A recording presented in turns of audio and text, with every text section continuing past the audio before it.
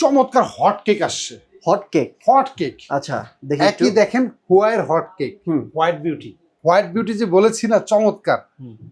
এটা হুয়াইয়ের ম্যাকবুক এক্সপ্রো সিরিজের একটা ল্যাপটপ। আচ্ছা, এত চমৎকার কনফিগারেশন, এত চমৎকার ডিভাইস, যারা লাইট ইউজের ল্যাপটপ চাচ্ছেন, একদম ভেরি রেড, কাগজের মতো পাতলা, তাদের জন্য এটা একদম বেস্ট বেস্ট বেস্ট ভাই এত পাতলা স্লিম ভাই, অসাধারণ করছে ভাই ল্যাপটপটা। আচ্ছা আচ্ছা, আমি দেখেই প্রেমে পড়ে গেছি, তাই দুইটা প্রোডাক্ট নিয়ে আসছি। চমৎকার, একদম স্লিম আছে, একদম স্লিম, লাইট ওয়েট, সাথে আবার টাচ স্ক্রিন, টাচ রেজুলেশনটা খুবই 3000 এর উপরে। এটা 4K রেজুলেশনের ফিল্টার দিয়েছে ওয়েলেট। 13 জেনারেশনের i7 প্রসেসরটা হচ্ছে পি প্রসেসর, পাওয়ারফুল প্রসেসর।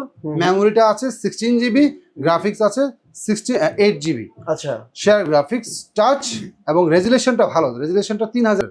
চমৎকার এই ডিভাইসটা, হুয়াইয়ের ম্যাকবুক এক্সপ্রো সিরিজের এই ডিভাইসটা আমাদের কাছে দুইটা ইউনিট আছে।